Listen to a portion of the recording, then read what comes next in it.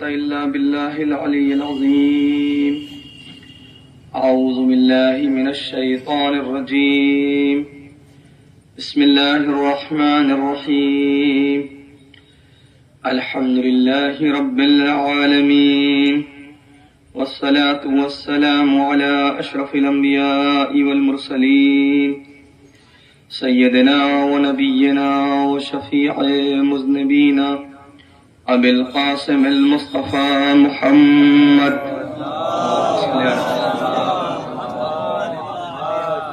وآله الطيبين الطاهرين المعصومين، ولعنة الله على أعدائهم أجمعين. أما بعد، فقد قال الله تبارك وتعالى في القرآن الكريم: أعوذ بالله من الشيطان الرجيم. بسم الله الرحمن الرحيم. لقد خلقنا الإنسان في أحسن تقويم. صلوات پڑھیں بر محمد.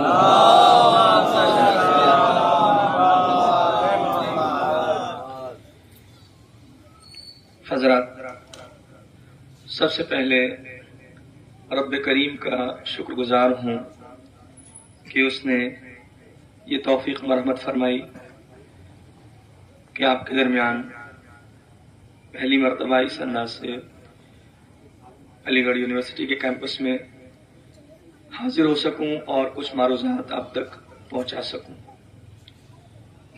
آیہ کریمہ جس کی تلاوت کا شرف حاصل کیا ہے، سرنامہ کلام میں بہت ہی مشہور معروف آیہ کریمہ ہے، آپ سنتے رہتے ہیں. سورہ مرکہ 3 کی آیت: لقد خلقنا الانسان فی احسن تقویم. یقیناً ہم نے انسان کو بہترین معیار پر خلق کیا ہے.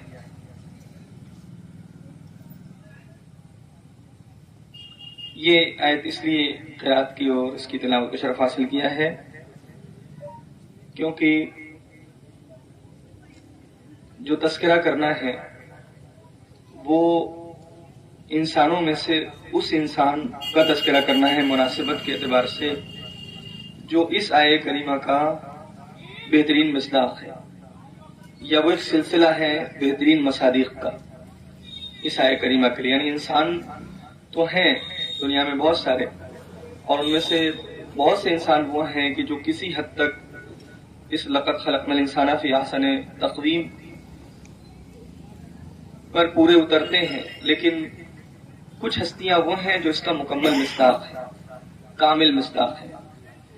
ان سے زیادہ کوئی اس احسن تقویم کا مکمل مصداق نہیں ہے، اور وہ ہستیاں چہردہ معصومین علیہ السلام کی ہستیاں ہیں.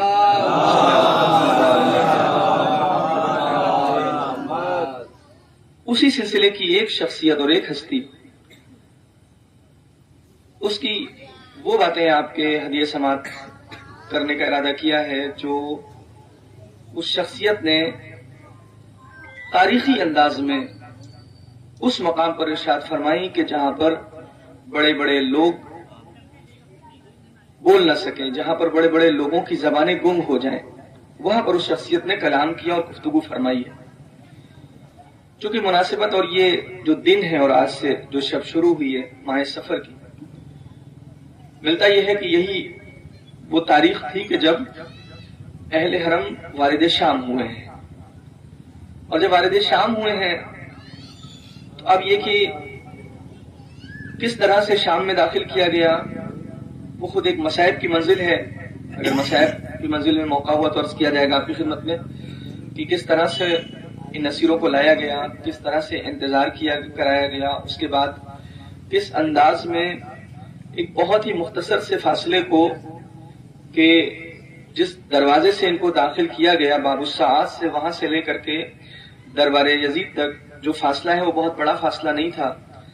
شاید نیم ساعت کا وقت بھی لگے تو بہت ہے، لیکن یہ ظلم تھا کہ ان شخصیتوں کو اور اہل حرم کو دو روایتیں ہیں، یا ایک روایت کے مطابق صبح میں وارد ہوئے اور ظہر تک وہاں داخل کیا گیا، یا دوسری روایت کے مطابق صبح کو وارد ہوئے اور مغرب کے وقت وہاں پر پہنچایا گیا.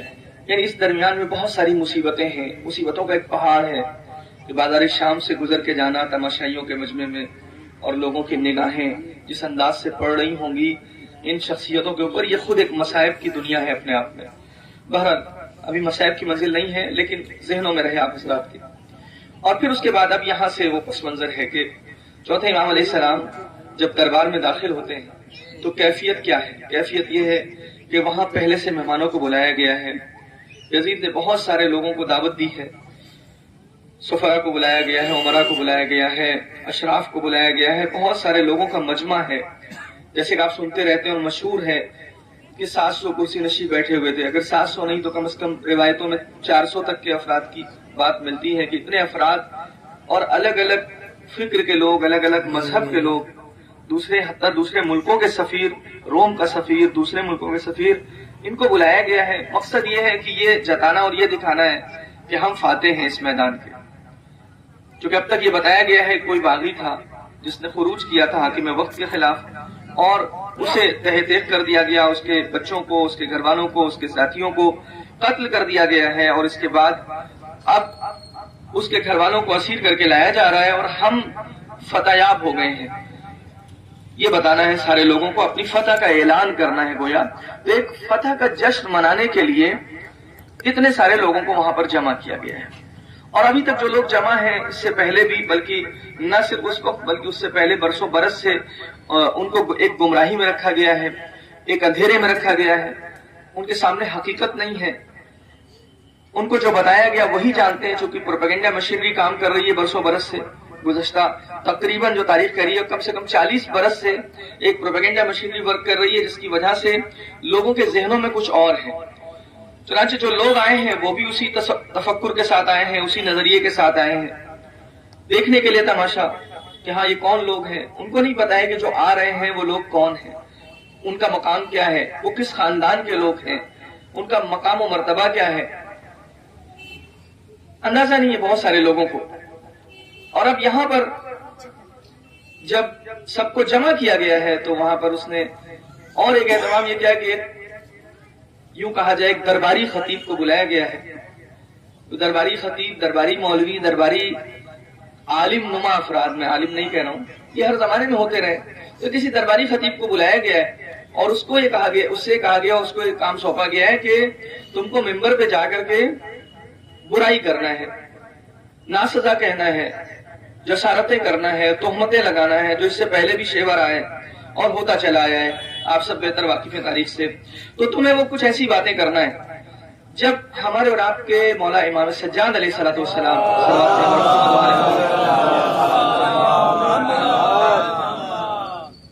ان مصیبتوں کے ساتھ توقع سلاسل میں جکڑے ہوئے اپنی ماؤں، بہنوں اور پھوپھیوں کے ساتھ دربار میں وارد ہوئے ہیں تو کیا دیکھا کہ خطیب ہے جو جسارت کر رہا ہے، توہین کر رہا ہے، نازیبا باتیں کہہ رہا ہے، ناحق گفتگو کر رہا ہے.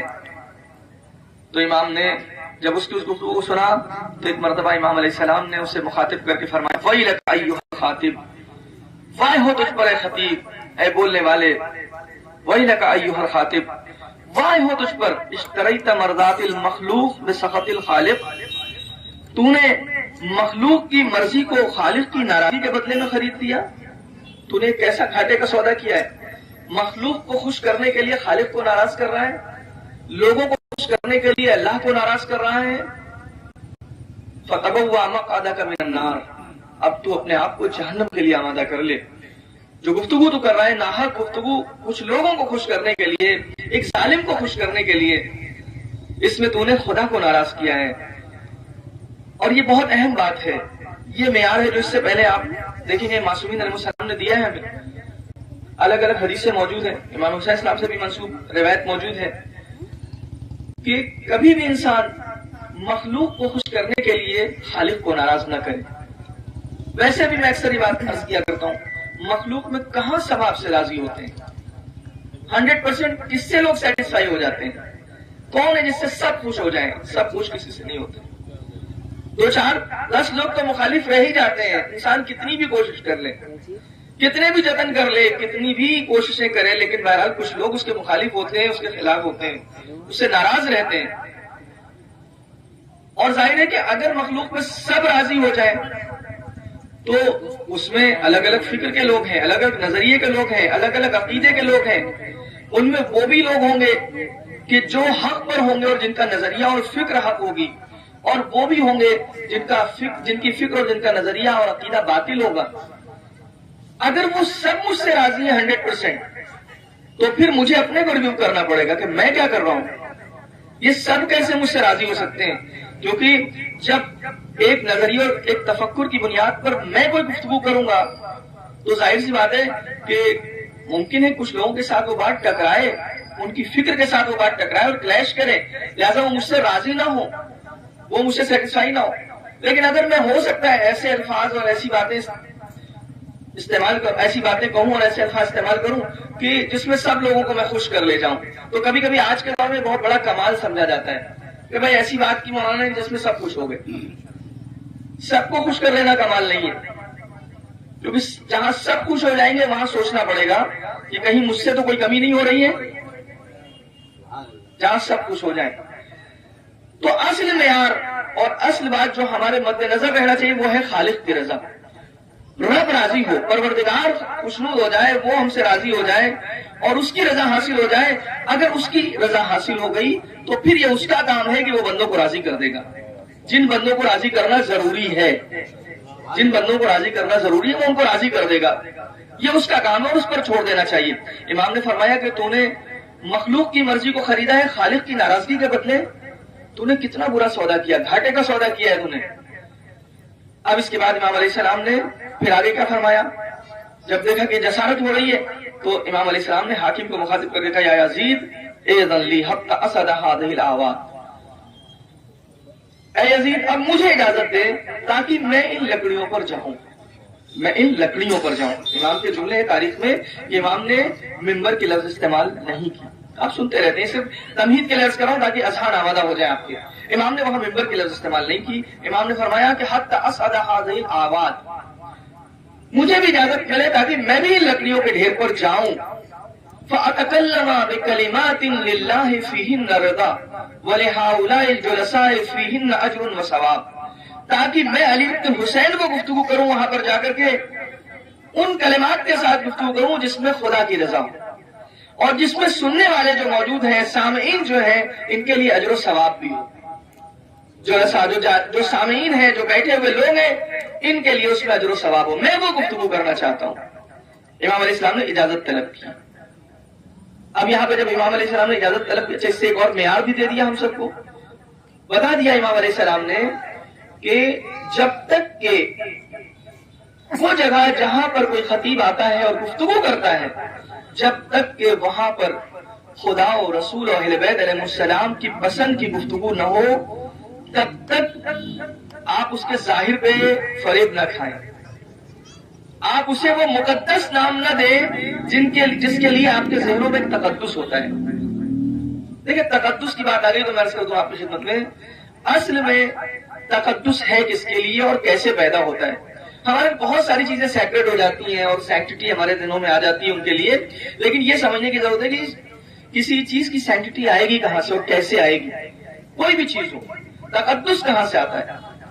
اللہ کے ناموں میں سے ایک نام آپ سب واقف ہیں اچھی طرح سے، پروردگار عالم کے ناموں میں سے ایک نام ہے قدوس۔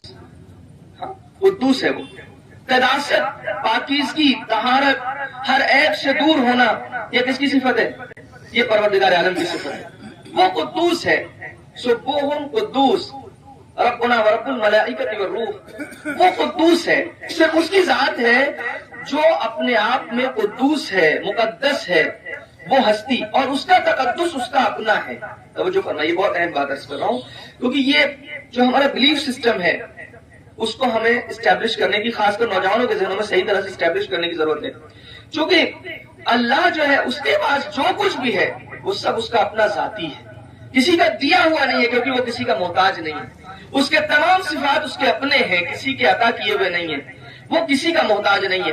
لہذا جتنے بھی کمالات ہیں اور جو کمالات قابل تصور ہیں وہ پہلی منزل میں خدا کے لیے ہیں، لامحدودیت کے ساتھ ہیں۔ توجہ کیجیے، جتنے بھی کمالات دنیا میں قابل تصور ہیں وہ پہلی منزل میں پروردگار عالم کے لیے ہیں، اور پھر اس کے اندر دوسری بات یہ ہے کہ وہ تمام کمالات جو ہے وہ لامحدود ہیں، کیونکہ پروردگار عالم لامحدود ہے، اس کی کوئی حد نہیں ہے، اور تیسری بات یہ کہ اس کے پاس وہ کمالات ذاتی ہیں۔ یہ 3 باتیں ہمیشہ خیال رکھیے گا. میں اپنے نوجوان بھائیوں سے گزارش کرنا چاہتا ہوں کہ جتنے بھی کمالات ہیں، پہلے تو وہ تمام کمالات پہلی منزل میں خدا کے لیے ہیں، لامحدود ہے اور ذاتی ہے، کسی نے اس کو عطا نہیں کیے ہیں. تو قداست اور تقدس جو ہے یہ بھی ایک کمال ہے، اور یہ کمال بھی پہلی منزل میں خدا کے لیے ہے. لامحدود اس کے ہاں قداست اور تقدس پایا جاتا ہے، اور یہ تقدس اس کا اپنا ہے، کسی کا عطا کیا ہوا نہیں ہے. بالکل یہ ہماری توحید ہے، ہماری توحید ہے، اور یہ توحید پیش کرنے کی ضرورت ہے. تمام لوگوں، تمام دنیا کے سامنے یہ توحید پیش کرنے کی ضرورت ہے میرے عزیزوں. ابھی آگے اگر گفتگو ہوئی تو میں عرض کروں گا آپ کی خدمت میں کہ امام سجاد علیہ السلام نے کس طرح سے پروردگار کی توصیف کی ہے اپنے اسی خطبے میں صلوات پڑھنے پر محمد علیہ. اور پھر انشاءاللہ آپ محسوس کریں گے کہ اہل بیت اطہار علیہ السلام کس توحید کو پیش کرتے ہیں، اپنے رب کا کون سا تصور وہ پیش کرتے ہیں. اندازہ کریں گے ہم انشاءاللہ اگر موقع رہا تو. میں ایسے کہا تھا کہ پروردگار قدوس ہے، اور مقدس سب سے پہلے جو مقدس ہستی ہے وہ پروردگار کی ہے. اب اس کے بعد کوئی بھی شخصیت یا کوئی بھی چیز اتنی ہی مقدس ہوگی جتنی اس کی نسبت خدا سے. ایک پیمانہ اور معیار ہے، آپ اپنے ذہنوں میں رکھیے گا. کوئی بھی ہستی یا کوئی بھی شے اتنی ہی مقدس ہوگی اور تبھی تک مقدس ہوگی کہ جب اس کا رشتہ پروردگار عالم سے استوار ہو جائے اور باقی رہے. جتنا رشتہ ہوگا تقدس کے حوالے سے اتنا ہی تقدس اس کے اندر آئے گا. ممبر مقدس چیز ہے ہمارے ذہنوں میں. کیوں مقدس ہے ممبر؟ کیونکہ ممبر ہمارے لیے وہ جگہ ہے کہ جہاں پہ سرکار رسالت مآب حضرت محمد مصطفیٰ صلی اللہ علیہ وسلم آپ نے اپنی پوری عمر ممبر پہ آ کر کے امت کو واضح نصیحت فرمائی ہے. آپ نے امت کو دین سکھایا ہے اس ممبر سے، آپ نے دین کی تعلیمات دی ہے ممبر سے، آپ نے خدا کا پیغام سنایا ہے ممبر سے. حضور سرور کائنات نے امت کی تربیت کی ہے اس ممبر سے، اور پھر تربیت کرتے کرتے امت کو دین کا پیغام سناتے سناتے وہ منزل آئی کہ جہاں پر ایک ایسی جگہ کہ جہاں لکڑیاں بظاہر وہ میسر نہیں تھی اور ممبر مدینے جیسا ممبر میسر نہیں تھا، تو کہا کہ پالانہ شکر کا ممبر بنایا جائے. اور اس ممبر پہ جا کے آپ نے اعلان ولایت کر کے بتایا کہ ممبر جو ہے وہ یہ ہے کہ ممبر جہاں سے اللہ کے نبی دین کی باتیں کرتے ہیں، جہاں سے اللہ کے نبی خدا کا پیغام سناتے ہیں، جہاں سے اللہ کے نبی اللہ کے حکم کی تعمیل کرتے ہیں، اور یہاں تک اس پیغام کو سناتے ہیں کہ جس کے سنانے میں بہت سارے لوگ ممکن ہے تشویش کا شکار ہو جائیں، اور اللہ کے نبی بھی سوچ رہے ہوں کہ اگر یہ پیغام سناؤں تو کیا ہوگا، اور وہاں پہ پروردگار ضمانت لے لیتا ہے کہ اللہ آپ کو لوگوں کے شر سے محفوظ رکھنے والا ہے، اور اللہ کے نبی وہ تاریخی پیغام میدان غدیر میں سنا دیتے ہیں. صلوات پڑھیں پر محمد و آل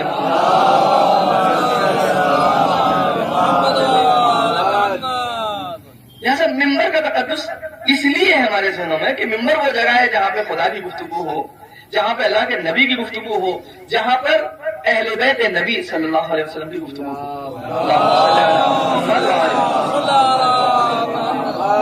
اب اگر کوئی بھی ممبر اس گفتگو سے ہٹ گیا تو پھر وہ ممبر نہیں رہا. کیونکہ میں اکثر بات عرض کرتا رہتا ہوں اپنے مجمع سے کہ ہم ظاہر سے کبھی فریب نہ کھائیں. دشمن کرتا ہی یہی ہے کہ جب کوئی چیز اچھی ہوتی ہے، جب کوئی مقدس چیز ہوتی ہے، کوئی اچھی چیز ہوتی ہے، تو ظاہر دشمن کو بھی پتا ہے کہ جو اچھے لوگ ہیں وہ اچھی چیزوں سے دھوکہ کھائیں گے، بری چیزوں سے دھوکہ نہیں کھائیں گے. ان کو بری چیزوں کے ذریعے تو دھوکہ نہیں دیا جا سکتا کیونکہ ان کے یہاں ایک تدین اور دینداری پائی جاتی ہے. تو اگر انہیں دھوکہ ملے گا تو اچھی چیزوں کے ذریعے ملے گا. بھیا یہ لباس جو ابھی میرے زیب تن ہے، اس لباس کا لوگ احترام کرتے ہیں. کیوں احترام کرتے ہیں؟ تاکہ بہرحال ایک نسبت ہے. البتہ یہ نہیں کہا جا سکتا بالکل بے عین ہی یہی لباس رہا ہوگا اسی انداز کا، لیکن ایک نسبت ہے اور ایک تصور ہے. یہاں امامہ، قبا، ابا آپ دیکھتے ہیں یہ کیسا لباس کا یہ تصور ہے کہ اللہ کے نبی اور ان کے اہل بیت اس طرح کا کچھ لباس پہنا کرتے تھے. ہمیں معلوم ہے کہ امامہ سر پہ لگاتے تھے، قبا پہنتے تھے، ردا اوڑھتے تھے، اور بعض چیزیں ہمیں ملی تھی، ہمارے احکام میں ملی. اچھا یہ احکام دین جو ہے وہ سب کے لیے ہے، ایسا بھی نہیں کہ مولانا کے لیے.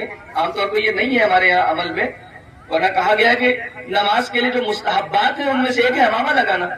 ردا کو پہننا، اور بعض لوگ اس پر عمل بھی کرتے ہوئے آپ کو نظر آئیں گے. ہمارے یہاں چونکہ کمتر اس کا تصور ہے اس لیے لوگ عمل نہیں کرتے. تو یہ مخصوص بھی نہیں ہے بالکل اس طرح سے کہتے ہیں کہ صرف اور صرف ایک مولانا ہی امامہ لگا سکتے ہیں، اس کے علاوہ کوئی نہیں لگا سکتا.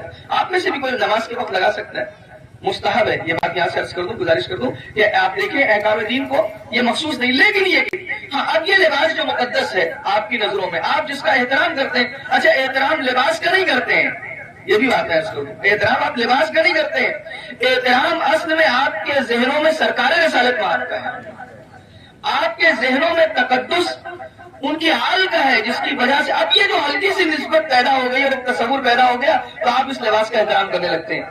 لیکن یہ کہ اگر اسی لباس میں ظاہری طور پہ میں آؤں اس ممبر پہ اور گفتگو کوئی اور کروں جو خدا اور رسول اہل بیت علیہ السلام کی پسند کی گفتگو نہ ہو تو پھر اب اس لباس کا احترام باقی نہ رہے گا، اب پھر اس لباس کا تقدس قائم نہ رہے گا. تقدس تب قائم رہے گا کہ جب اس لباس کا احترام میں بھی اسی طرح بجا لاؤں کہ میں اس لباس کا خیال رکھتے ہوئے گفتگو خدا اور رسول اہل بیت علیہ السلام کی کروں. اسی طریقے سے اگر یہ ممبر مقدس ہے تو یہ تب تک مقدس ہے، تقدس تب تک باقی رہے گا کہ جب تک یہاں سے گفتگو وہ ہو جو خدا پسند گفتگو ہو، جو نبی پسند گفتگو ہو، جو ان کے حال کی پسند کی گفتگو ہو. لیکن اگر یہاں سے کوئی اور گفتگو ہونے لگے اور نعوذ باللہ نہ صرف کوئی اور گفتگو بلکہ ان کے خلاف گفتگو ہونے لگے، اللہ کے خلاف، رسول کے خلاف، نبی کے خلاف، ان کی سیرت کے خلاف، ان کی حال کے خلاف اگر خدا نہ کرے ایسی جگہ پر گفتگو ہونے لگے تو پھر وہاں اس جگہ کو ممبر کا نام بھی نہیں دیا جاتا. ہاں ممبر کا احترام تو بات کی بات ہے، نام بھی نہیں دیا جاتا کہ اسے ممبر نہ کہو، اب اسے لکڑیاں کہو، اب یہ لکڑیوں کا ڈھیر ہے، اب اس کو صرف اس کی ظاہری شکل سے پکارو، اسے وہ مقدس نام نہ دو جس کی وجہ سے لوگ اس کا احترام کرتے ہیں. چنانچہ ہمارے آپ کے چوتھے امام علیہ السلام نے کیا کیا؟ کہا کہ مجھے اجازت ملے تاکہ میں ان لکڑیوں کے ڈھیر پہ جاؤں اور اس کے بعد گفتگو کروں وہ جو خدا پسند گفتگو ہو. میں ایک بات عرض کروں آپ کی خدمت میں کہ دیکھیے وہی ہے نا کہ اس کی اپنی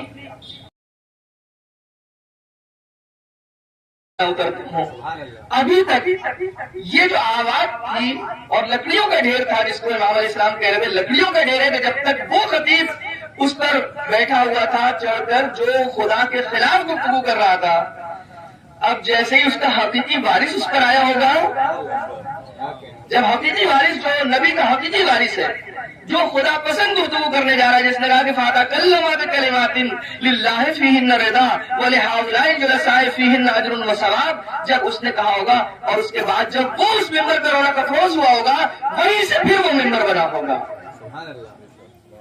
یہ معیارات ہیں، یہ ہمارے مد نظر رہے. میرے عزیزوں اب جب اجازت طلب کی تو اجازت تو آسانی سے نہیں ملنا تھی نا. وہاں پر ایک تو سلاسل میں جکڑا ہوا قیدی، ایک بیماری سے اٹھ کر آیا ہوا قیدی، بیمار اگر نہ بھی ہو تو بیماری سے اٹھ کے آیا ہوا قیدی، اور اتنے مصائب کو برداشت کرنے کے بعد دربار میں حاضر ہونے والا قیدی، اتنے لمبے سفر کو طے کر کے آنے والا قیدی، وہ اجازت مانگ رہا ہے کلام کی، وہ اجازت مانگ رہا ہے خطاب کی. اجازت نہیں دی گئی پہلی فرصت میں اور منع کیا گیا کہ نہیں اجازت نہیں ہے. منع کیا گیا تو یہاں پر جو وہاں حاضرین تھے انہوں نے اصرار کرنا شروع کر دیا. کیا مشکل ہے، کیا وجہ ہے، جانے دیں اسے ممبر پہ، دیکھیں تو یہ کیا کہنا چاہتا ہے.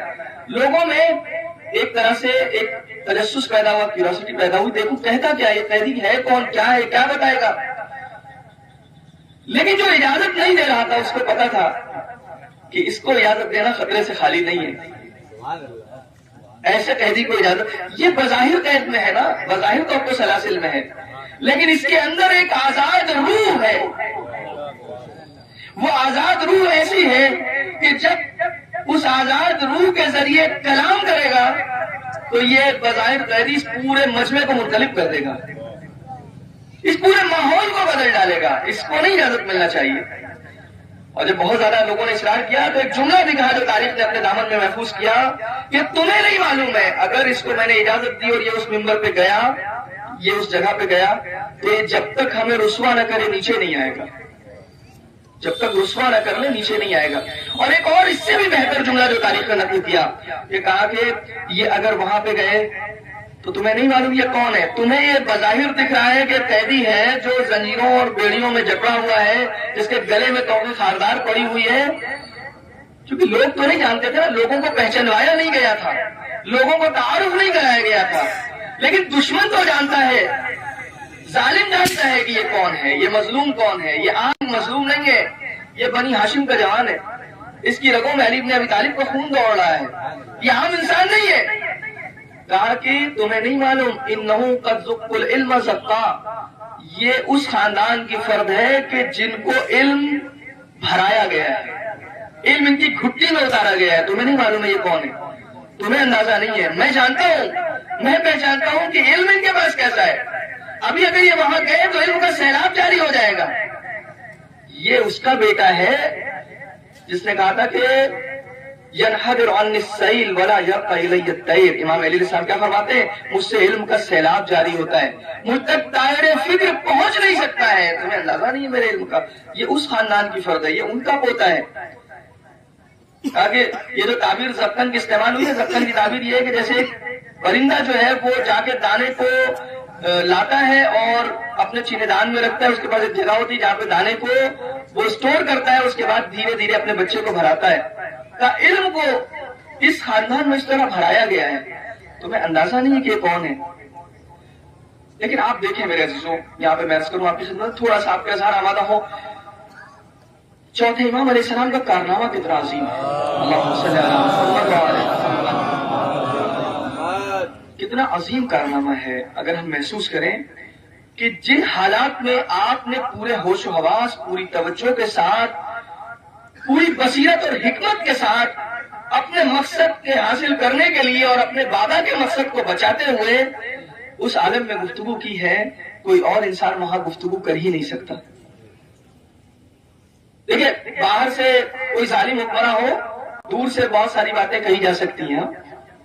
دور سے سوشل میڈیا پہ بہت ساری باتیں لوگ لکھ سکتے ہیں، ویڈیو بنا کر کے اپلوڈ کر سکتے ہیں. آج کے دور کی بات کر رہا ہوں.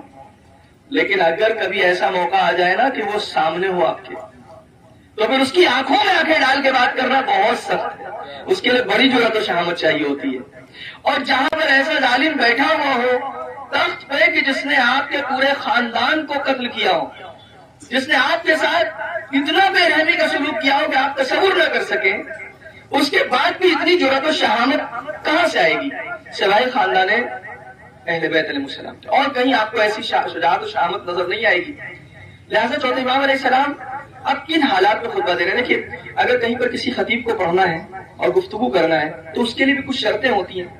وہ شرطیں میں تھوڑا آپ کے لیے عرض کر دوں تاکہ اہمیت کا اندازہ ہو کہ چوتھے امام علیہ السلام ان حالات میں جب گفتگو فرما رہے تھے تو شرائط موجود تھے یا نہیں تھے خطابت کے لیے. دنیا کا کوئی بڑا سے بڑا سخنور ہو، بڑا سے بڑا خطیب ہو، بڑا سے بڑا دانشور ہو، بڑا سے بڑا انسان، پڑھا لکھا انسان ہو اور بہترین مقرر ہو، لیکن اگر یہ شرائط موجود نہ ہو تو وہ کیسے گفتگو کرے گا؟ آپ سوچیں ذرا. سب سے پہلی چیز ہے خطیب کے لیے کیا ہے کہ خطیب آمادہ ہو، ذہنی طور پر اور جسمانی طور پر. اگر میں آپ کے درمیان گفتگو کرنے کے لیے حاضر ہوا ہوں تو کچھ نہ کچھ آمادگی کے ساتھ حاضر ہوا ہوں نا. پہلے سے مجھے پتا تھا کہ اس پروگرام میں مجھے جانا ہے. کافی وقت پہلے مجھ سے اس پروگرام کا وعدہ لیا جا چکا تھا اور اس وقت سے میں نے اپنے ذہن کا آمادہ کیا تھا کہ مجھے آپ کے درمیان کچھ گفتگو کرنا ہے، کچھ باتیں آپ تک پہنچانا ہے. اس کے لیے میں ذہنی طور پہ آمادہ ہوں. مجھے معلوم ہے کہاں مجھے علی گڑھ میں پڑھنا ہے، ایسی جگہ پر پڑھنا ہے کہ جہاں پر ماشاءاللہ ایک اچھا پڑھا لکھا مجمع ہوگا، انٹلیکچوئلز کی گیدرنگ ہوگی وہاں پر. اس لیے کہ یہ یونیورسٹی جو ہے وہ مشہور ہے، ایک سے ایک اچھے پڑھے لکھے افراد یہاں سے نکلے اب بھی موجود ہیں. تو وہاں پر مجھے گفتگو کرنا ہے تو اس لیول کی آمادگی ہونا چاہیے انسان کی، پہلے سے ذہنی طور پہ آمادگی ہونا چاہیے. لیکن اچانک سے مجھ سے کوئی کہے کہ آئیں اس مجمع میں آپ گفتگو کریں، تو کیا میں اس طرح کی گفتگو کر سکتا ہوں؟ ہرگز نہیں کر سکتا. تیاری کے بعد بھی نہ معلوم کتنے نقائص رہ جاتے ہیں. ہم جیسے چھوٹے موٹے طالب علموں سے بہت سارے نقائص رہ جاتے ہیں، کمیاں رہ جاتی ہیں. بعد میں انسان متوجہ ہوتا ہے جس سے بہتر بھی تیاری کی جا سکتی تھی. لیکن کوئی مجھ سے کہے فی البدی آگے گفتگو کریے، ابھی بولنے لگی آپ، تو نہیں ہو سکتا ہے. اچھا، یہ کہ مثال کے طور پہ میں ایک بیماری سے اٹھا ہوں اور بیماری کے بعد مجھے ایک ایسا سفر کرنا پڑا ہو کہ جس میں انتہائی مشقتیں ہوئی ہوں، اس کے بعد مجھ سے کوئی کہہ دے کہ مولانا آئیے ممبر پہ آ کے گفتگو کریے، تو میں ہاتھوں کو جوڑ لوں گا کہ بھائی یہ نہیں ہو سکتا. معذرت چاہتا ہوں آپ سے. میں ابھی اس لائق نہیں ہوں, میرا جسم اس لائق نہیں کہ میں گفتگو کروں. اچھا مثال کے طور پہ چلیے میں نے ہمت جٹا لی کہ میں گفتگو کر لوں گا, لیکن جب آپ نے مجھے ممبر پہ بٹھایا تو میرے ہاتھوں کو باندھ دیا, میرے پیروں میں بیڑیاں ڈال دی, میرے گلے میں ایک ایسا ٹوپ ڈال دیا مثلاً, خدا نہ کرے یہ ایک تصور اور فرض ہے صرف, کہ جس سے مجھے مسلسل اذیت ہو رہی ہو. اب میں گفتگو کر پاؤں گا پورے تمرکز کے ساتھ, پورے کنسنٹریشن کے ساتھ آپ سے خطاب کر سکوں گا؟ کوئی بھی ہو, میں تو چھوٹا سا طالب علم ٹھہرا, کوئی بڑا سے بڑا عالم اور خطیب اور مقرر کیوں نہ ہو, وہ بھی ہاتھ کو جوڑ دے گا, نہیں ممکن ہی نہیں ہے, میں کیسے بات کروں؟ اس لیے کہ جب میں گفتگو کرتا ہوں تو اس کے لیے صرف زبان کا چلنا کافی نہیں ہے, اس کے لیے باڈی لینگویج بھی ہوتی ہے. میں اپنی باڈی لینگویج کا بھی استعمال کرتا ہوں یا نہیں کرتا ہوں؟ میرے ہاتھ کھلے ہوں تاکہ میں اشاروں کے ذریعے کچھ باتیں آپ تک پہنچا سکوں, کچھ تاثرات آپ تک منتقل کر سکوں. میرے ہاتھ کھلے ہونا چاہیے, مجھے آسودہ ہونا چاہیے. ایسا نہ ہو کہ جب میں گفتگو کر رہا ہوں تو مسلسل کوئی چیز مجھے اذیت دے رہی ہو, مسلسل کوئی چیز مجھے چبھ رہی ہو اور تکلیف دے رہی ہو. اگر ایسے حالات ہوں گے تو مجھ سے ایک لفظ بھی نہیں بولا جائے گا. چوتھے امام علیہ السلام ان حالات میں گفتگو فرما رہے ہیں, ذرا محسوس تو کریں کون سے حالات میں گفتگو کر رہے ہیں ہمارے اور آپ کے مولا. بہت ہی عجیب و غریب حالت ہے. اور اس کے بعد آپ دیکھیں تو ایک یہ کہ آمادگی ہو, مشکل کوئی نہ ہو. ایک تو جسمانی مشکل کوئی نہ ہو, اور جسمانی مشکل میں نے آپ کی خدمت میں عرض کی کہ چوتھے امام علیہ السلام کے سامنے وہ جسمانی مشکلیں کیا ہیں, جسمانی طور پہ کتنی اذیت و تکلیف میں ہمارا اور آپ کا مولا. اچھا جسم کی تکلیفوں سے زیادہ روح کی تکلیف اہم ہوا کرتی ہے عزیزوں. جسم کی تکلیف ایک طرف ہے, جسم کی تکلیف انسان برداشت کر لیتا ہے اگر کسی کی قوت برداشت زیادہ ہے تو, لیکن ہاں روح کی تکلیف کو برداشت کرنا آسان نہیں ہوتا ہے. ایک انسان جسمانی تکلیف میں ہو اور اس کے ساتھ اس کو روحانی تکلیف یہ ہو کہ اس کی نگاہوں کے سامنے ایک اغیار کا مجمع ہے, اور ادھر اس کے سامنے وہ مقدس ناموس رسول ہیں, اس کی مائیں اور بہنیں اور پھوپھیاں جن پر نامحرموں کی نگاہیں مسلسل پڑ رہی ہیں. ایسے میں انسان کی توجہ کدھر ہوگی؟ انسان اندر سے کتنا ٹوٹ گیا ہوگا, ذرا سوچے تو صحیح, کتنا ٹوٹ جائے گا. کوئی بھی عام انسان ہو, میں عرض کروں آپ کی خدمت میں, ہم میں سے کوئی بھی جتنے لوگ یہاں پر موجود ہیں, ہم میں سے کوئی بھی اپنے گھر کی عام خواتین کے لیے بھی اس ماحول کو برداشت نہیں کر پائے گا. اس ماحول کو برداشت کر سکتا ہے؟ ہرگز نہیں کر سکتا. میں دعوے کے ساتھ کہہ رہا ہوں کہ اگر جو ہے وہ ان کو اس طرح سے بازار میں لانا پڑ جائے, خدا نہ کرے, ان کو اس طرح سے مجمع اغیار میں لانا پڑ جائے اور لوگوں کی, تمام لوگوں کی نگاہیں, اور ایسی ایسی نگاہیں کہ جن کو میں بیان نہیں کر سکتا ممبر سے, وہ پڑ رہی ہوں لوگوں کی نظریں, کہ مثلا وہاں پر کوئی بے غیرت امام کی دختر کو دیکھ کر کے کہے کہ میں اسے کنیزی میں لینا چاہتا ہوں, کیسی نگاہیں ہوں گی لوگوں کی. آپ سوچیں ذرا, یہ باتیں کہنا بہت آسان ہے اور سننا بہت آسان ہے, لیکن جس پر گزری ہے اس سے کوئی پوچھے. اسی لیے تو چوتھے امام سے جب بھی پوچھا گیا آپ سے سب سے زیادہ مصیبت کہاں گزری, تو ہمیشہ تڑپ کے آواز دی الشام الشام الشام, سب سے زیادہ مصیبت شام میں گزری ہے, کیونکہ حالات ہی عجیب تھے. اس کے علاوہ ایک اور چیز جو بہت اہم ہے گفتگو اور خطاب کرنے کے لیے, وہ ہے سامعین کا ہم خیال ہونا, ہم فکر ہونا, ہم عقیدہ ہونا, سامعین کا آپ کے ہمراہ ہونا. آپ اگر اس وقت گفتگو سن رہے ہیں اور میں آپ کے درمیان گفتگو کر رہا ہوں تو آپ میرے ہم فکر و ہم خیال ہے نا کسی حد تک, تبھی تو آپ میری گفتگو کو غور سے سن رہے ہیں. لیکن جہاں سامنے ایسا مجمع ہو کہ جو سب کے سب ذہنوں میں ایک ایسی قدورت لے کر کے آیا ہو, نفرت لے کر کے آیا ہو, اس کو پروان ہی چڑھایا گیا ہو برسوں برس سے نفرتوں کے اوپر, اور یہ بتایا گیا ہو کہ یہ لوگ کائنات کے سب سے برے لوگ ہیں نعوذ باللہ, وہ مجمع کیا سنے گا آپ سے اور آپ کی کیا سنے گا؟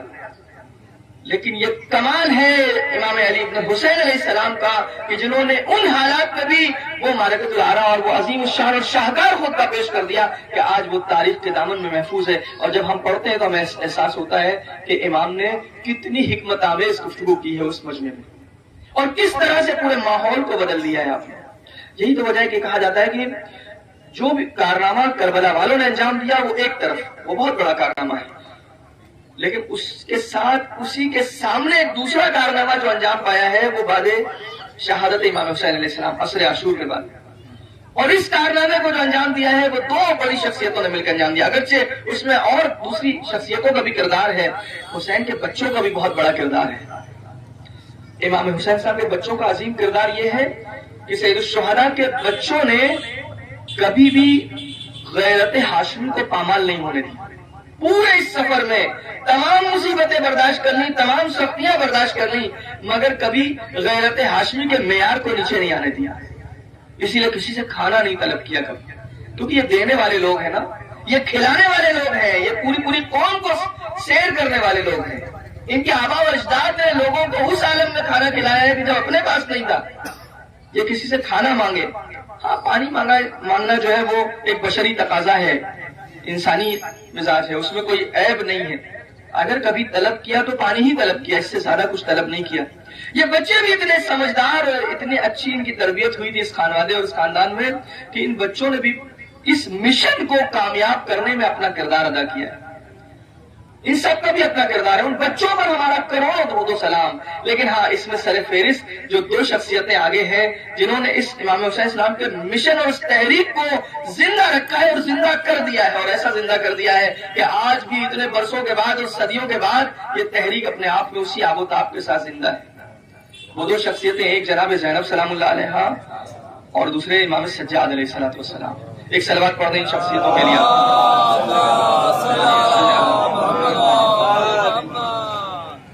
اب جیسا کہ دستور ہے کہ کتنی بھی مصیبت آ جائے، کتنی بھی مشکل آ جائے، آپ دیکھیں جناب زینب سلام اللہ علیہ نے جو کوفے میں خطبہ دیا ہے وہاں پر بھی آپ اٹھا کے دیکھیں، دوسرے مقامات پر بھی جہاں خطبہ دیا گیا، امام حسین علیہ السلام نے ان حالات میں بھی جہاں خطبہ دیا کہ جہاں پر نرغ اعداء میں گھرے ہوئے تھے اور دشمنوں کو نصیحت کر رہے تھے، اور اس کے علاوہ بھی آپ دیکھیں اہل بیت علیہ السلام کے جو خطبات اور بیانات ہیں ان کے اندر آپ ایک چیز ہمیشہ پائیں گے، وہ یہ کہ جب بھی لب گشائی کرتے ہیں اور زبان کو کھولتے ہیں تو سب سے پہلے اپنی زبان پہ حمد الہی بجا لاتے ہیں، سب سے پہلے اس مالک کی تعریف کرتے ہیں اور اس کی حمد کرتے ہیں اور ثنا کرتے ہیں، اور یہ بتاتے ہیں کہ ہم اہل بیت تمام حالات میں اور تمام امتحانوں میں اپنے مالک سے راضی ہیں۔ یہاں تک کہ جب ابن زیاد ملعون نے ایک طرح سے توہین کرنے کی کوشش کی، اکسانے کی کوشش کی اور کہا کہ کئی فرائض سن اللہ بابی کا واہل بیتک، جناب زینب سے کیا کہا، کیا دیکھا تم نے کہ اللہ نے تمہارے بھائی اور تمہارے گھر والوں کے ساتھ کیا کیا؟ تو یہاں پر جناب زینب سامنے نے اس کی کاٹ کی اور کہا کہ یہ خدا نے نہیں کیا ہے، اور پھر اپنے اس توحید کو محفوظ کرتے ہوئے وہ تاریخی جملہ دیا۔ دیکھیں یہ توحید ہمیں کربلا سے ملی ہے، کہا کہ جو برائیاں دیکھی ہیں وہ تمہاری طرف سے دیکھی ہیں اور تمہارے کارندوں کی طرف سے دیکھی ہیں، ظلم جو ہوا ہے وہ تمہاری طرف سے ہوا ہے، تمہارے کارندوں کی طرف سے ہوا ہے، لیکن اگر تم کہتے ہو خدا کی طرف سے کیا دیکھا تو ما رأیت الا جمیلا، ہم نے اس رب کی طرف سے خوبصورتی اور حسن کے سوا کچھ نہیں دیکھا۔ یہ وہ شخصیتیں ہیں جو ان حالات میں بھی ایسا شکر پروردگار بجا لاتی ہیں۔ میں اکثر کہتا ہوں کہ اگر آج کوئی انسان مصیبتوں میں، کوئی مسلمان مصیبتوں میں اور سخت سے سخت مصیبتوں اور مصائب میں بھی پروردگار کا شاکر رہے، پروردگار کے مرضی پر صابر رہے، اس کا شکر بجا لائے اور اس کی حمد کرتا ہوا نظر آئے، تو آپ سمجھ جائیے گا کہ کہیں نہ کہیں چاہے اس کو خود بھی اندازہ ہو یا نہ ہو سکتا ہے لاشعوری طور پہ اس تک کربلا پہنچی ہے۔ یہ ویلیوز کربلا سے آئی ہیں، کربلا جو ہے نا وہ ویلیوز کا نام ہے میرے عزیز، ہیومن ویلیوز کو سیکیور کرنے کی جگہ ہے کربلا، جہاں کربلا نے انسانی قدروں کو محفوظ کر دیا قیامت تک کے لیے۔ کربلا میں دو چیزیں آمنے سامنے، بظاہر دو فوجیں آمنے سامنے ہیں، لیکن علماء کہتے ہیں کہ اس کو اس اینگل سے بھی دیکھنے کی ضرورت ہے کہ کربلا میں جو کلیش ہے اور جو سامنا اور مقابلہ ہے وہ صرف دو فوجوں کا نہیں ہے، کربلا میں خیر و شر کا مقابلہ ہے۔ ایک طرف خیر کی تمام سپاہی ایک سمت ہے اور دوسری طرف شر کے تمام جو نمائندے وہ ایک طرف ہیں۔ جتنے خیر ہیں اور جتنی اچھائیاں اور نیکیاں قابل تصور ہیں، جتنی قدریں قابل تصور ہیں وہ ایک سمت ہے اور جتنی برائیاں قابل تصور ہیں وہ دوسری طرف ہے۔ کربلا ایک نمائش گاہ ہے، کس چیز کی نمائش گاہ ہے؟ خیر و شر کی نمائش گاہ، جہاں ایک طرف اگر کسی کو دیکھنا ہے ایک ساتھ خیر و شر کو دیکھنا ہے تو ایسی نمائش گاہ جہاں پر ایک طرف اسے خیر ہی خیر نظر آئے گا، ایک طرف اچھائی ہی اچھائی نظر آئے گی، ایک طرف قدر ہی قدر نظر آئے گی، اور اسے یہ نظر آئے گا یہاں پر جو ہے وہ علم ہے، حلم ہے، شجاعت ہے، سہامت، یہاں پر شہامت ہے، یہاں پر سماحت ہے، یہاں پر فصاحت ہے، یہاں پر نصیحت ہے، یہاں پر دوسروں کی ہمدردی ہے، یہاں پر دوسروں کی مدد ہے۔ ایک طرف آپ کو یہ ساری قدریں زندہ نظر آئیں گی اور دوسری طرف اس کے مقابلے میں آپ دیکھیں گے کہ ذلت ہے، پستی ہے، ظلم ہے، جہالت ہے، یہ ساری قدریں وہاں آپ کو نظر آئیں گی جو جہالت سے بھری ہوئی ہیں۔ تو کربلا ایک ایسی جگہ ہے۔ چنانچہ میرے عزیزوں، جب یہ گفتگو کرتے ہیں اہل بیت تو ہمیشہ گفتگو پروردگار کی حمد سے شروع کرتے ہیں، اور امام صلی اللہ علیہ وسلم نے بھی اپنے اس خانوادے اور خاندان کے دستور کو باقی رکھتے ہوئے حمد پروردگار سے اپنی زبان کھولی، اور کیا ارشاد فرمایا؟ بسم اللہ الرحمن الرحیم، الحمد للہ الذی لا بدایۃ لہ والدائم الذی لا نفاد لہ والاول الذی لا اول لاولیتہ والآخر الذی لا آخر لآخریتہ الباقی بعد فناء الاشیاء قدر اللیالی والیام وقسم فیما بینہم الاقسام فتبارک اللہ الملک العلام۔ کیا خوبصورت انداز ہے امام کا۔ کوئی انسان اگر یہ گفتگو سنے گا نا تو اسے، اور خاص کر عرب جن کو اپنی فصاحت پہ ناز ہے، جن کو اپنی بلاغت پہ ناز ہے، جن کو اپنے کلام پہ ناز ہے، جب وہ ایسے قیدی کی زبان سے ان حالات میں انہوں نے کلمات سنے تو کہا نہیں، سمجھنے لگے کہ نہیں یہ کوئی عام انسان تو نہیں بول سکتا ہے، یہ ان حالات میں اپنے پروردگار کی اس انداز سے توصیف کر رہا ہے۔ آپ کلام کو ملاحظہ کریں، آپ اور ہم جو عربی سے واقف نہیں ہو، ہم سن رہے ہیں تو ہم محسوس ہو رہے ہیں کتنا مسجع کلام ہے، ایک ایک لفظ، یعنی آپ دیکھیں ایسا لگتا ہے کہ الفاظ ہاتھوں کو جوڑے ہوئے چوتھے امام کی خدمت میں، وہ ایک قیدی ہے لیکن الفاظ اس ہاتھوں کو جوڑ کے اس قیدی کی خدمت میں کھڑے ہوں کہ آپ ہمیں استعمال کر لیجیے، اور اس انداز میں چوتھے امام علیہ السلام خطبہ شروع کریں، اور خود اس کے اندر معرفت کا ایک سمندر پوشیدہ ہے، توحید کیسے پہچانوانے پروردگار کو؟ الحمدللہ الذی لا بدایۃ لہ، ساری تعریفیں اس اللہ کے لیے ہیں جس کا کوئی نقطۂ آغاز نہیں ہے، والدائم الذی لا نفاد لہ، اور وہ ایسا ہمیشہ باقی رہنے والا ہے جس کا کوئی نقطۂ اختتام نہیں ہے، کہیں پر ختم نہیں ہوگا، نہ کوئی اس کا نقطۂ آغاز ہے، نہ کوئی اس کا نقطۂ انجام ہے، نہ کہیں سے شروع ہوا ہے نہ کہیں پہ ختم ہوگا۔ ایسی ہستی کو کیا کہا جاتا ہے؟ ایسی ہستی کو ہم کہتے ہیں، ایسی ہستی جو ہے وہ ازلی و ابدی و سرمدی ہے، وہ ازلی و یعنی ازلی و ابدی و سرمدی، یہ صفات پروردگار کے بیان کرنے کے لیے چوتھے امام علیہ السلام نے جن الفاظ کا انتخاب کیا ہے وہ کیا خوبصورت الفاظ ہیں اور کیا خاص انداز ہے۔ یہ فرماتے ہیں کہ اس کا کوئی نقطۂ آغاز نہیں ہے، کوئی نقطۂ انجام نہیں ہے، نہ کوئی اس کی ابتدا ہے نہ کوئی اس کی انتہا ہے، نہ تم یہ سوچ سکتے ہو کہ وہ کب سے ہے اور نہ یہ تصور کر سکتے ہو کہ کب تک باقی رہے گا۔ یہ ہے وہ پروردگار، وہی اپنے جد کی طرح پہچانوا رہے ہیں کہ خدا کے بارے میں یہ سوال نہ کرنا کب سے ہے، اس کے لیے سوال بس ہے کہ وہ کب سے ہے، کیونکہ جب اس کے بارے میں سوال کرو گے کب سے ہے، اس کا مطلب تم وقت کے بارے میں پوچھ رہے ہو، وقت کے خالق کے بارے میں نہیں پوچھا جاتا کہ کب سے ہے، جو وقت کا خالق ہے وہ وقت سے بہت ماورا ہوا کرتا ہے، وقت کے حدود سے بہت بالاتر ہوا کرتا ہے، اس کے بارے میں وقت کا سوال یہ تمہاری نادانی ہوگی۔ خدا کے بارے میں نہ پوچھتا کہ وہ کب سے ہے اور کب تک رہے گا۔ بعض اوقات جب بات آتی ہے، ہمارے جو سائنس کے اسٹوڈینٹس ہیں وہ کئی بار سوچتے ہیں اچھا دنیا کب سے بنی، اور اس کے بارے میں الگ الگ تھیوریز ہیں، اور وہ ابھی اس بحث میں نہیں جانا چاہ رہا ہوں، میرا ٹاپک نہیں ہے، میرا سبجیکٹ ہے، لیکن میں کروں کہ اس کے بعد پھر ایک بار بعض بچوں کے ذہن میں، ہمارے چھوٹے بچوں کے ذہن میں سوال پیدا ہو جاتا ہے، اچھا پھر ٹھیک ہے دنیا مان لیا تھوڑی دیر کے لیے ہم سپوز کر لیتے ہیں کہ اتنے ہزار سال پہلے بنی ہے، تو خدا کب سے ہے؟ چھوٹے بچے کئی بار ایسا سوال آپ سے، گھر میں بچے بھی ایسے کر سکتے ہیں۔ بچوں کو توجہ کیجیے گا، بچوں کو جب ہم تربیت کریں تو بچوں کو جو خدا کا تصور دیں شروع سے، بہت اہم بات عرض کرنا چاہ رہا ہوں آپ کی خدمت میں، کہ بچوں کو جب ہم اللہ کی معرفت کرائیں اور اللہ کے بارے میں بتائیں تو ان کے لیے جو ایک اہم صفت ہے جو میں اپنے اسٹوڈینٹس کو سکھانے کی کوشش کرتا ہوں، اور میں نے دیکھا کہ اس سے مجھے اچھا رسپانس ملا ہے اور اچھا رزلٹ ملا ہے، جو میرا خود کا اپنا ذاتی تجربہ ہے، میں اپنے اسٹوڈینٹ سے کہتا ہوں دیکھو بھائی ایک صفت ہے پروردگار عالم کی، اس کو مد نظر رکھو، اس صفت کو مد نظر رکھنے کے بعد اب اس کے بعد باقی صفات کے بارے میں غور و فکر کرو۔ میں خود نہیں بتاتا ہوں اپنے اسٹوڈینٹس کو کہ آپ جو ہے وہ خود بتائیں، میں اسٹوڈینٹ سے نہیں کہتا ہوں کہ میں بتا رہا ہوں آپ کو کہ اللہ کے یہ صفات ہیں، میں ایک صفت آپ کو بتاؤں گا جو کی ایٹریبیوٹ آپ کہہ سکتے ہیں، اس کو اللہ کی ایٹریبیوٹ ہے، وہ میں آپ کو بتاؤں گا۔ اب اس کے بعد آپ کو خود اس میں سے کیا کرنا ہے؟ ڈرائیو کرنا ہے۔ بچوں کو میں ان کے ذہنوں کو اس پہ کام پہ لگاتا ہوں، آپ کو ڈرائیو کرنا ہے۔ آپ سے بھی عرض کروں گا اپنے نوجوان اور چھوٹے بھائیوں سے کہ آپ بھی گھر جا کے اس پہ غور کیجیے گا اور اس کے بعد سوچیے گا کہ اس سے کتنے صفات ڈرائیو ہوں گے۔ اس صفت کے ذریعے تقریباً وہ تمام بنیادی صفات جو پروردگار عالم کے ہیں وہ حاصل ہو جاتے ہیں۔ وہ کیا ہے کہ ہمارا عقیدہ توحید اور عقیدہ خداوندی یہ ہے کہ ہم اسے لامحدود مانتے ہیں. کیا مانتے ہیں؟ دیکھیے سننے میں بہت آسان سا لگ رہا ہے کہ لامحدود یہ کون سی نئی بات بتا دی مولانا نے.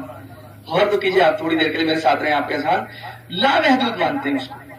ہاں اس کی ذات لامحدود ہے, ایک انفینٹی ہے اس کے یہاں, انلمیٹڈ ہے, کوئی لمٹ نہیں ہے اس کی.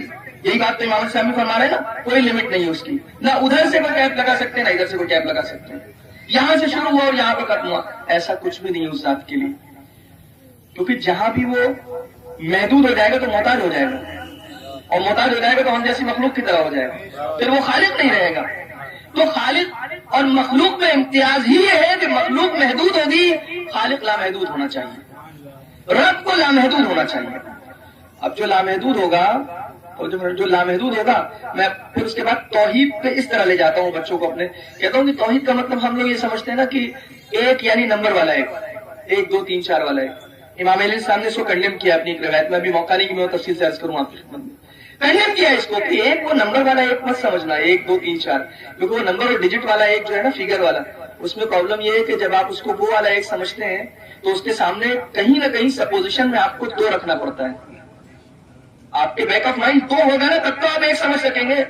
میں کہوں گا آپ سے 2 پین, میں آپ سے کہوں 1 پین, تو آپ 2 کو کہیں نہ کہیں پہلے آپ ایزیوم کریں گے, اس کے بعد ہی 1 کو سمجھ سکیں گے. نمبر والے ایک میں, ڈیجٹ والا جو ایک ہے فگر میں, عدد میں. عدد والا خدا ایک نہیں ہے, خدا جو ہم سمجھتے ہیں کہ خدا عدد والا ایک وہ نہیں ہے. ہاں لامحدودیت کے ذریعے سے ایک بات سمجھ میں آئے گی آپ کو کہ خدا کون سا والا ایک ہے, وہ توحید اس کی کیا ہے. لامحدود ہے تو جو چیز لامحدود ہوتی ہے نا اس کا کوئی ثانی نہیں ہوتا, اس کا کوئی دوسرا نہیں ہوتا, کوئی اس کے مقابل میں نہیں ہوتا, کوئی اس کے سامنے نہیں ہوتا. ہو سکتا ہے آپ بتائیں اگر ہم واقعی معنی میں لامحدود اس کانسیپٹ کو سمجھ لیں, لیکن پہلے پرسیو کرنا پڑے گا اچھی طرح سے کہ لامحدود کیا چیز ہوتی ہے, کہتے کس کو لامحدود ہونا.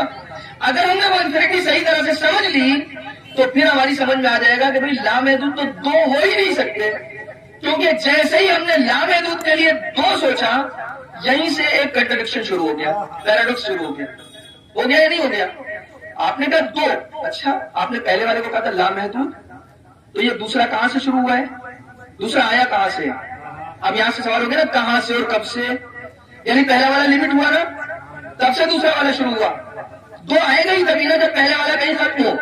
اگر پہلا والا ختم ہی نہیں ہو رہا ہے تو دوسرے کا تصور ہی کہاں سے آئے گا. اور فرمایا آپ نے, تو یہ ہے وہ توحید کا صحیح اور جو ریفائنڈ کانسیپٹ ہے جو اہل بیت علیہ السلام سے ملتا ہے ہمیں, کہ لامحدود ہے یعنی اس کا کوئی ثانی نہیں ہے. اس کو ہم آج کی زبان میں کہہ سکتے ہیں ہی از یونیک, بے مثال ہے, بے نظیر ہے, اور دنیاوی چیزوں کی طرح بھی یونیک نہیں ہے جو ریلیٹیولی یونیک ہوتی ہے. دنیا میں جو چیزیں یونیک ہوتی ہیں وہ ریلیٹیو ہوتی ہیں, ہم ان کو دوسری چیزوں کے سامنے رکھ کے دیکھ کے کہتے ہیں یہ یونیک ہے, لیکن بہرحال ان کی یونیکنیس کہیں نہ کہیں ختم ہو جاتی ہے. ہو جاتی ہے نہیں ہو جاتی؟ خدا وہ یونیک ہے جس کے سامنے کوئی بھی چیز نہیں آ سکتی ہے. ایسا یونیک ہے, ایسا یونیک ہے کہ ایسا نہیں کہ ریلیٹیولی یونیک ہے, وہ ایبسلیوٹ یونیک ہے. اس جیسا کوئی دوسرا ہے ہی نہیں ہے, اس کے پیرالل میں کوئی نہیں ہے. اور پھر یہ کہ جو چیز لامحدود ہو, اب اس کے کوئی پارٹس ہو سکتے ہیں, پارٹس بھی نہیں ہو سکتے, کیونکہ پارٹس ہوں گے تو وہیں پہ وہ محدود ہوتا چلا جائے گا. جتنے جتنے پارٹس بنتے جائیں گے وہیں سے اس کی محدودیت شروع ہوتی جائے گی. پہلے کے بعد جیسے ہی دوسرا جو اس کا بنا وہیں سے محدودیت آنے لگی, اس کے اندر آئے گی نہیں ہے کہ لمیٹیشن اس کے اندر. اس کو جو علماء بیان کرتے ہیں ایک ٹرم کے طور پہ, وہ کہتے ہیں ایک اس کی توحید واحدی ہے اور ایک توحید احادی ہے. ایک توحید واحدی ہے, توحید کی بات تھوڑا ڈرائی ٹاپک ہے, تھوڑی دیر کے لیے میرے ساتھ رہیے گا آپ لوگ, لیکن یہ ٹاپکس یہیں سے ڈسکس ہونا بھی چاہیے. اگر یہاں سے توحید نہیں بتائی جائے گی تو کہاں سے توحید سکھائی جائے گی ہمارے بچوں کو. امام حسین علیہ السلام نے اور کربلا والوں نے سب کچھ توحید کے لیے دیا ہے, سب کچھ توحید کے لیے لٹایا ہے, سب کچھ خدا کے لیے قربان کیا ہے, اس کی وحدانیت کے لیے, اس لامحدود ہستی کے لیے. چنانچہ ایک توحید جو ہے وہ واحدی ہے اور ایک توحید احادی ہے. ہم کہتے ہیں اللہ واحد ہے اور اللہ احد ہے, اور وہ اللہ احد تو ہم سب پڑھتے ہیں نا روزانہ. احد کہتے ہیں یہ توحید احادی ہے. کیا فرق ہے دونوں میں؟ کیا توحید واحدی کا مطلب یہ ہے کہ وہ یونیک ہے, وہ بے مثال ہے, اور توحید احادی کا مطلب یہ ہوتا ہے کہ اس کے کوئی اجزاء نہیں ہے, کوئی پارٹس نہیں ہے اس کے. وہ کمپوزٹ نہیں ہے، کمپاؤنڈ نہیں ہے، کسی چیز سے مل کے نہیں بنا ہے. یہ دونوں توحیدیں لامحدود ہونے میں آ جاتی ہیں. جب بھی آپ لامحدود ہونا سمجھ جائیں گے تو سمجھ میں آ جائے گا. اچھا جو لامحدود ہوگا وہ اٹرنل ہو جائے گا نا؟ اٹرنل ہو جائے گا یا نہیں ہو جائے گا؟ ہمیشہ رہے گا کیونکہ محدود نہیں ہے. جو لامحدود ہوگا وہ خود بخود وجود میں آئے گا یا اسے کوئی پیدا کرے گا؟ ہاں غور فرمائیں آپ. جو لامحدود ہوگا وہ خود بخود وجود میں آئے گا، اس کو کوئی نہیں پیدا کرے گا. اگر اسے کوئی پیدا کرنے لگا تو پھر یہ محدود ہو گیا، یہ محتاج ہو گیا، یہ اس کے اوپر ڈپینڈنٹ ہو گیا.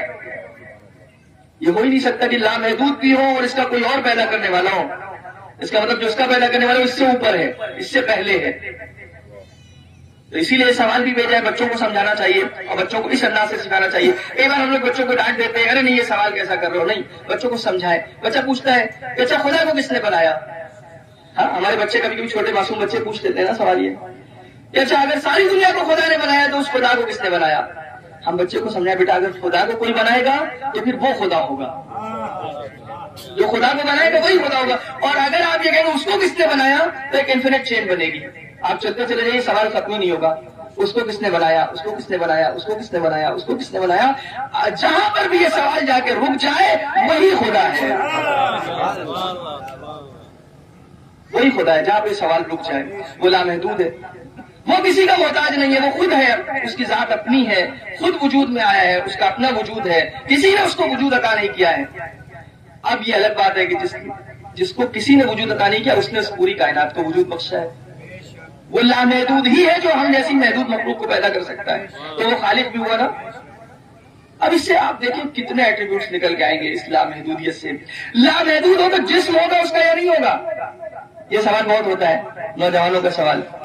میں فی الحال کسی اور مذہب یا کسی اور عقیدے کے اوپر کوئی کمنٹ نہیں کرنا چاہ رہا ہوں، لیکن میں اپنے بچوں کو عقیدہ سکھانے کے لیے اور سمجھانے کے لیے کہنا چاہتا ہوں کہ بچوں آپ غور کریں. اگر وہ لامحدود ہو گیا اور لامحدود ہونا چاہیے، یہ عقل کہتی ہے، لاجک کہتی ہے کہ لامحدود ہونا چاہیے، تو پھر اس کا جسم نہیں ہو سکتا. کیونکہ اگر اس کا جسم ہوا تو جسم تو لمیٹڈ ہوتا ہے، جسم کی لمٹس ہوتی ہے نا.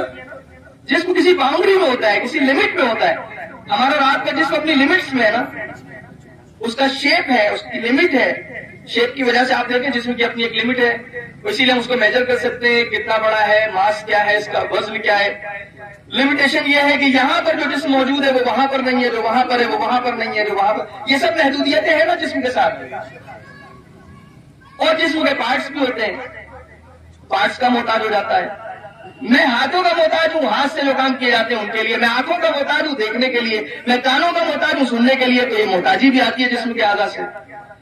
تو جسم سے محدودیت بھی آتی ہے اور محتاجی بھی آتی ہے. وہ پروردگار جو نہ محتاج ہے نہ محدود ہے، یقیناً اس کے ہاں جسم نہیں ہو سکتا.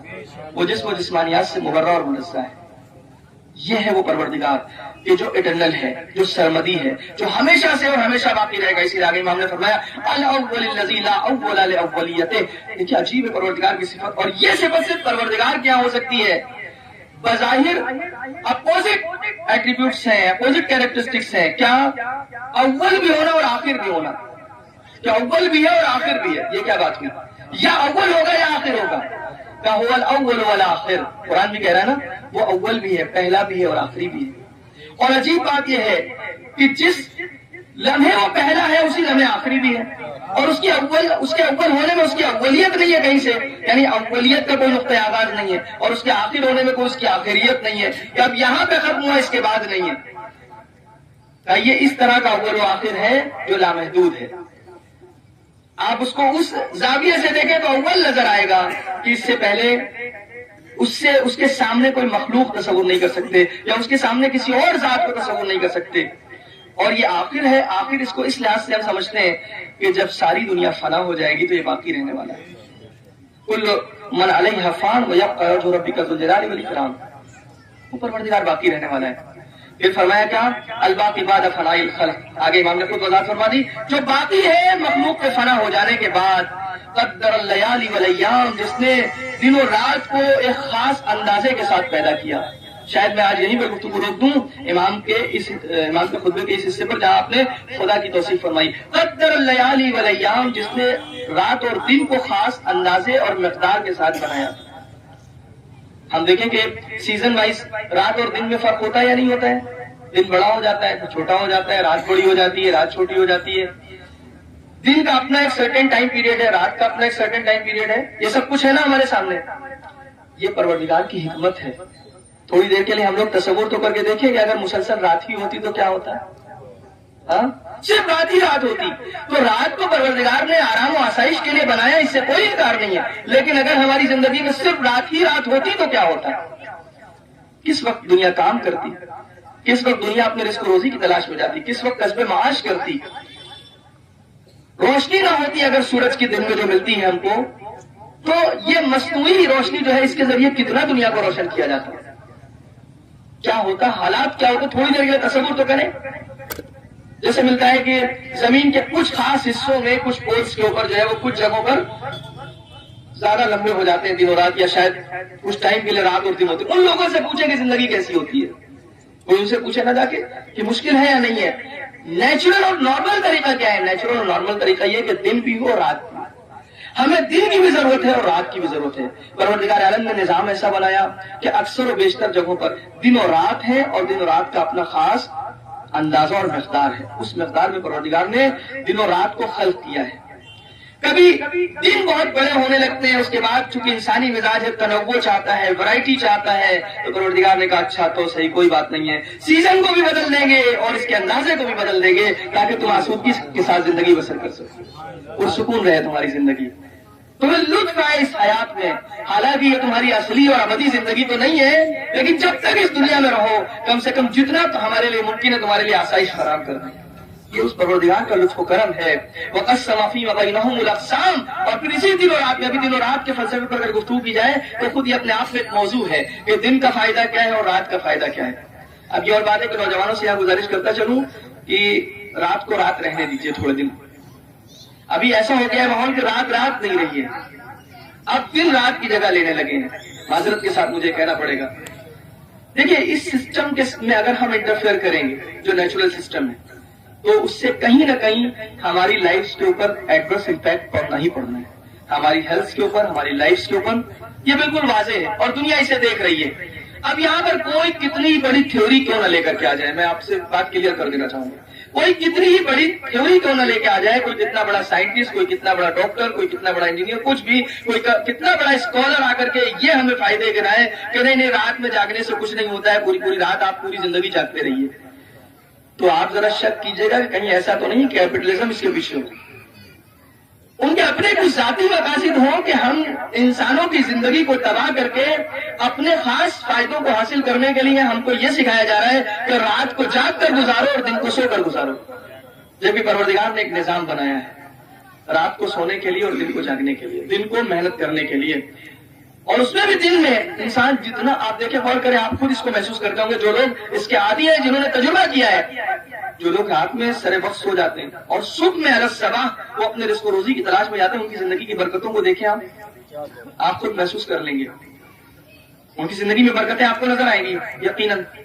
سب سے پہلے تو صحت ان کی نعمت ہے، وہ صحت ان کی محفوظ رہتی ہے کسی حد تک، ایک برکت تو یہی ہے ان کی زندگی میں. اس کے علاوہ وقت میں ان کی برکت آپ کو دکھے گی، ان کے کام میں برکت دکھے گی، ان کے رزق میں برکت دکھے گی. اور برکت زیادتی کا نام نہیں، کبھی اور وقت ہوا تو عرض کیا جائے گا کہ برکت کا اصل مفہوم کیا ہے. ابھی یہ بڑا موضوع نہیں ہے. میں کہہ رہا ہوں کہ امام نے فرمایا وَقَسَّمَ فِيمَا بَيْنَهُمُ الْأَقْسَامَ. اور پروردگار نے انہی دنوں رات میں اپنی مخلوق کے لیے روزی کو تقسیم کیا ہے.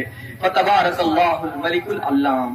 بس مبارک ہے، بابرکت ہے وہ ذات جو بادشاہ ہے اور ہر چیز کی جاننے والی ہے، ہر چیز کا علم رکھنے والی. کیا خوبصورت حمد و ثنا کے جملے ہیں امام سجاد علیہ السلام کے. ضرورت ہے کہ ہم ان باتوں کو پڑھیں اور ان کلمات کے ذریعے معصومین علیہ السلام کے خدا کو پہچانیں، اللہ کی معرفت حاصل کریں. خدا کون ہے، رب کون ہے، کون تھا وہ پروردگار کہ جس کے لیے حسین ابن علی اتنی قربانیاں دے رہے تھے، اور اس کے بعد جیسے جیسے وقت شہادت نزدیک آتا جاتا تھا چہرہ کھلتا جا رہا تھا. اپنے عزیزوں کو، اپنے گود کے پالوں کو، جو جن سے سب سے زیادہ حسین محبت کرتے ہیں، ان کو مالک کی راہ میں قربان کر رہے ہیں. اور پھر اس کے بعد جب اپنا وقت شہادت نزدیک آ رہا ہے تو آپ کا چہرہ کیوں کھل رہا ہے؟ وقت ملاقات نزدیک آ رہا ہے. کس سے؟ اس محبوب حقیقی سے جس سے ملاقات کے لیے حسین نہ معلوم کب سے تڑپ رہے ہوں گے. اور پھر اس عالم میں ملاقات جس کی ہو کہ جو سرخرو ہو جائے اپنے پروردگار کے سامنے، یہ کہہ سکے رب حسین ابن علی نے اپنا کیا ہوا وعدہ نبھا دیا، اور حسین نے اپنے وعدے نبھانے میں ذرہ برابر کوتاہی نہ کی۔ امام حسین نے اپنے اس 6 مہینے کے بچے کی قربانی دے کر کے بھی اللہ سے کیا دعا کی اور اللہ سے کیا عرض کیا اپنے رب سے، اپنے مالک سے، اے میرے رب، اے میرے پروردگار، یہ مصیبت بھی حسین کے لیے آسان ہے۔ کیوں آسان ہے؟ کیونکہ تو دیکھ رہا ہے، جب تیری نگاہوں میں ہے تو حسین کو اطمینان ہے کہ جس کے لیے کر رہا ہوں وہ ہر لمحہ حسین پر اپنی نگاہیں کرم رکھے ہوئے حسین کو دیکھ رہا ہے وہ رب۔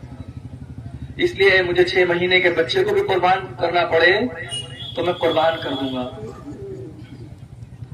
دیکھیں، آپ کسی اور موقع پہ نہیں ملتا ہے، ظاہر ہے کہ مصیبت بھی سخت مصیبت تھی، لیکن کسی اور موقع پہ آپ نے نہیں دیکھا ہوگا کہ امام حسین علیہ السلام نے، جبکہ کڑیہ جوان کا لاشا آسان نہیں تھا حسین ابن علی کے لیے، عاصم جیسے بھتیجے کا لاشا حسین ابن علی کے لیے آسان نہیں تھا، لیکن آپ نے دیکھا کبھی بھی کہ یہ جملے ملے ہوں مقاتل میں کہ جب امام حسین السلام اور کسی کی لاش کو لے کر کے آئے ہوں تو آواز دیو رزم میں قضائی کا و تسلیم اللہ، لیکن جناب علیہ السلام کی شہادت کے بعد یہ آواز دے کر کے شاید ایک بات یہ کہنا چاہتے ہوں، ایک طرف یہ مصیبت سنگین ہے، اس لیے علماء اور ذاکرین کہتے ہیں حسین کے قدم آگے نہیں بڑھتے، اس لیے آگے نہیں بڑھتے کہ حسین تو صبر کر لیں گے، وہ ماں کیسے صبر کرے گی جو اس انتظار میں ہے کہ میرا ششمہ بھی پانی پی کر کے آتا ہوگا۔ اجرکم اللہ۔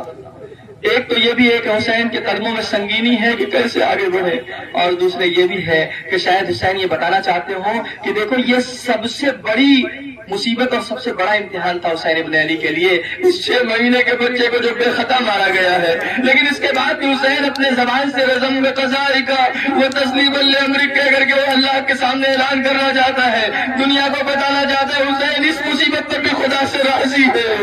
نہیں عزادارو، اتنا ہی نہیں ہے بلکہ امام حسین علیہ السلام نے اپنے سر کو جب سجدہ آخر کے لیے رکھا ہے تو پھر ایک مرتبہ آواز دے رہے تھے رزم میں قضائی کا وہ تسلیم الامر لا معبود سواک یا غیاث المستغیثین، اے میرے پروردگار، ارے حسین تیرے فیصلے سے راضی ہے، حسین تیرے حکم کے سامنے تسلیم ہے، ارے تیرے سوا کوئی لائق عبادت نہیں ہے، اے فریادیوں کی فریاد سننے والے، حسین ابن علی کی فریاد کو سن لے۔